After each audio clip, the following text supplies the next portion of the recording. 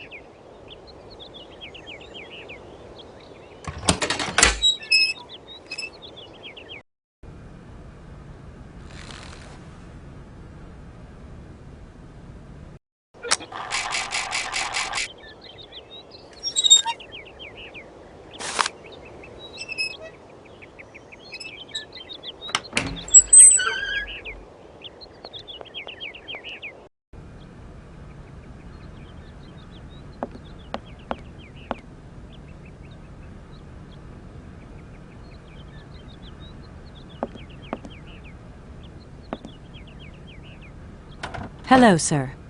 Miss Walker, I presume. Have you had a good journey? Everything went very smoothly. Thank you.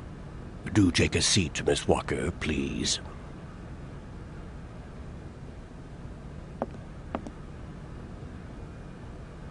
I imagine you are aware of the business that brings me here. Of course. I was waiting for you.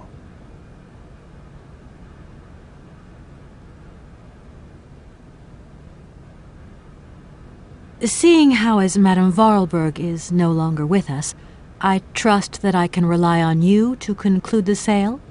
Please do not set your hopes too high, Miss Walker. I fear that I cannot be of much help to you.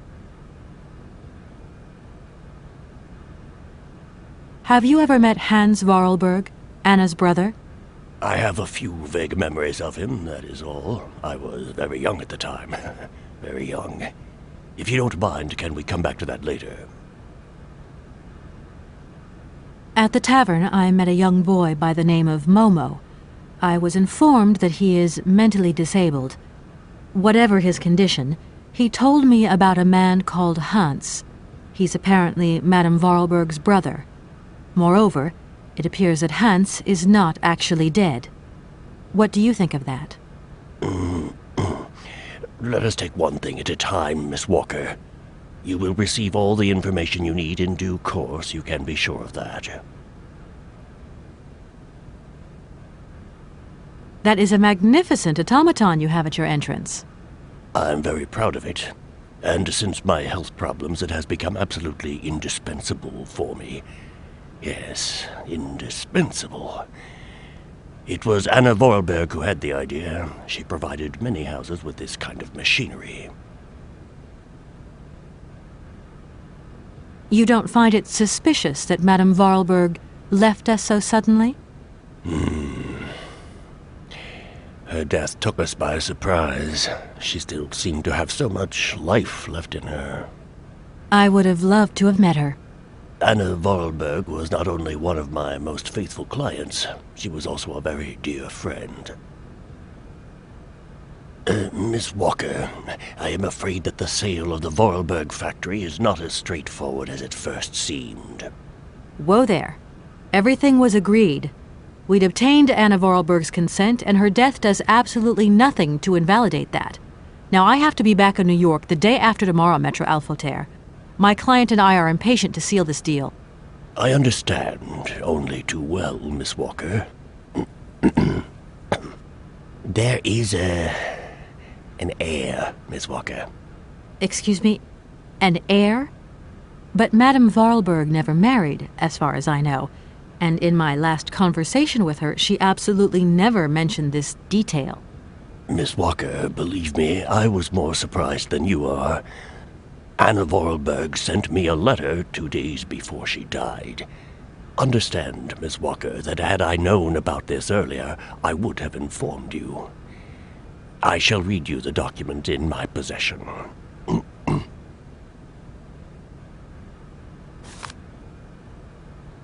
I am so very old.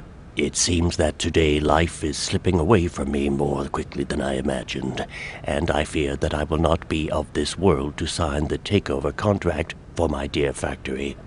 So I must make this confession to you now. My brother Hans is still alive. It would not surprise me if you find this difficult to believe, but it is indeed the truth. You must remember his death, his funeral, too. Even though you were very young at the time, it was but a sordid charade dreamt up by our father. To him, the very idea that his only son should wish to leave Valadilene and abandon the family business was unbearable. When Hans left, he preferred to think him dead and make everybody else believe this too. He obliged me to bear this terrible secret as well. I repeat that Hans is still alive. So when I die, it is he who becomes the sole and rightful heir of our factory. Okay, I see. If Hans Vorarlberg is not dead after all, then I just have to sign the contracts with him. I suppose you've already contacted him? Where can I reach him? The second half of the letter informs us that Hans Vorarlberg is somewhere in Syberia. I will leave the document in your hands to read at your leisure.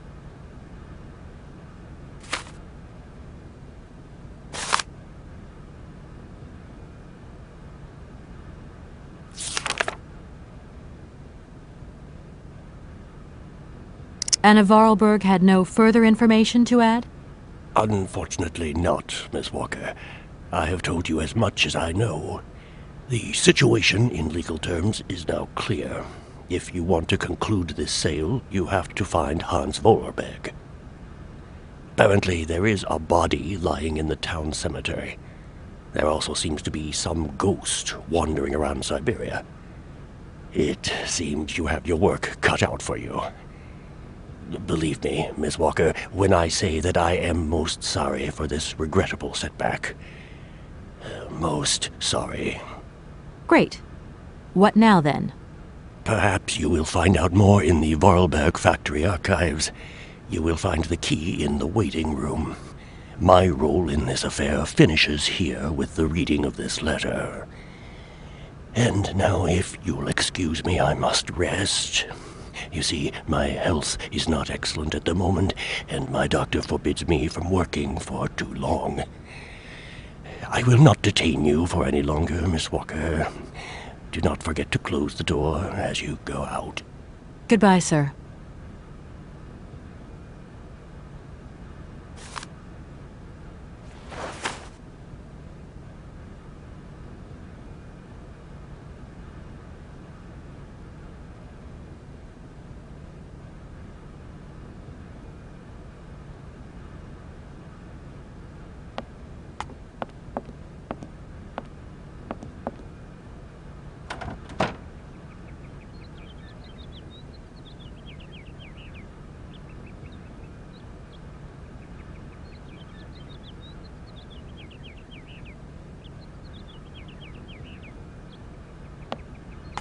Oh no, I forgot the notary will be resting.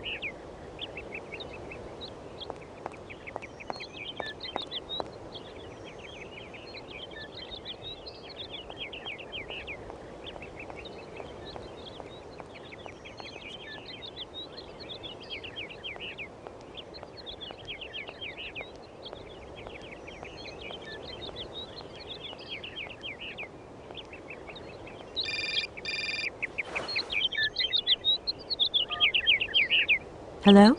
Kate? Dan, I'm so pleased to hear your voice. How are you, honey? Did you have a good journey? Have you settled in? It was long, tiring, damp especially, but I'm okay. Especially when you... Everything going as planned? Yeah, I mean, well, not really. It's not exactly what I thought it would be. You know, everything's so different here. Actually, while we're on the subject, I managed to free myself up tomorrow lunchtime. I'll come and meet you at the airport. I hope the flight from Paris won't be delayed. We're expected at the Goldbergs about 8 o'clock. I hope you have the time to take a shower and change, my poor honey bun. Dan, I don't think the Goldbergs tomorrow night is really on. Don't worry, Kate. You'll be as perfect as ever. Anyway, you never have to wear much to look really great. Dan, I'm going to have to extend my stay here. There's 1 or 2 complications. You understand? Kate, honey, what are you talking about? It's only a measly toy factory. The sale isn't going through as expected. I've got to stay a bit longer. Dan, you don't mind, do you? But Katie, you can't do this to me. I mean, it's the Goldberg contract. There's millions of dollars on the line here. I know, I'm sorry. You go ahead. Don't worry about me. I'll get back as soon as I can, I promise. Okay, I've got to go. I'll call you back soon. Love you, honey.